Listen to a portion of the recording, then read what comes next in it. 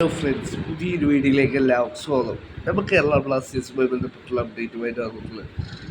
Kerala Blasters ജനുവരി transfer window ഇന്ന് open ആവുകയാണ്. കേരള ബ്ലാസ്റ്റേഴ്സിലേക്ക് ജനുവരി transfer വിൻഡോയിൽ പുതിയ പ്ലേയേഴ്സ് വരുമെന്നുള്ളത് മാർക്കസൊക്കെ സ്ഥിരീകരിച്ചിട്ടുള്ള കാര്യമാണ്. ഇപ്പോൾ ഇതാ ന്യൂസ് പുറത്തു വരുന്നു. കേരള ബ്ലാസ്റ്റേഴ്സിലെ താൽക്കാലിക പരിശീലകനായ തോമസ് ഷോർട്സ് കേരള ബ്ലാസ്റ്റേഴ്സിലെ മാനേജ്മെൻറ്റിനോട് ഡിമാൻഡ് വെച്ചതായി.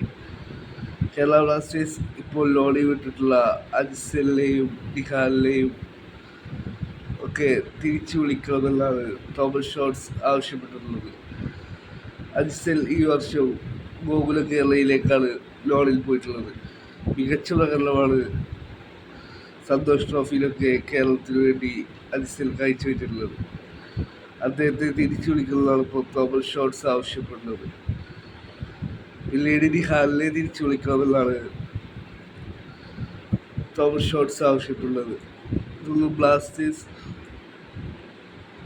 ഒഫീഷ്യലായി പുറത്തുവിട്ടിട്ടില്ല. വരും ദിവസങ്ങളിൽ ബ്ലാസ്റ്റേഴ്സിൻ്റെ ഭാഗത്തു നിന്നും ഇതിനെക്കുറിച്ചൊക്കെ ഒരു ഒഫീഷ്യൽ കൺഫർമേഷൻ പ്രതീക്ഷിക്കാം.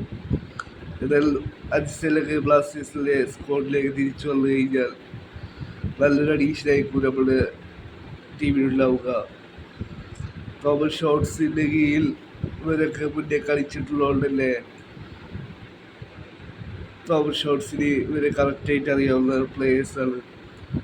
മുഹമ്മദ് സീലേക്ക് ലോണിൽ പോയ പ്ലെയറും തിരിച്ചു വരാൻ കൊടുത്ത ലിസ്റ്റിലുണ്ട്. എന്നാലും വരും ദിവസങ്ങളിൽ ബ്ലാസ്റ്റേഴ്സിൻ്റെ ഭാഗത്തു നിന്നും ഇതിനെക്കുറിച്ചൊക്കെ ഒരു ഒഫീഷ്യൽ അപ്ഡേറ്റ് വരുമെന്ന് പ്രതീക്ഷിക്കാം. നിഹാലിനൊക്കെ ലോണിൽ വിട്ട് തിരിച്ചു കൊണ്ടുവരുന്നത് വെച്ചാൽ നല്ലൊരു അഡീഷനായിരിക്കും. പഞ്ചാബ് സെക്യൂരിറ്റി മികച്ച പ്രകടനമാണ് ഈ സീസണിൽ നിഹാൽ കാഴ്ചവെച്ചുകൊണ്ടിരിക്കുന്നത്.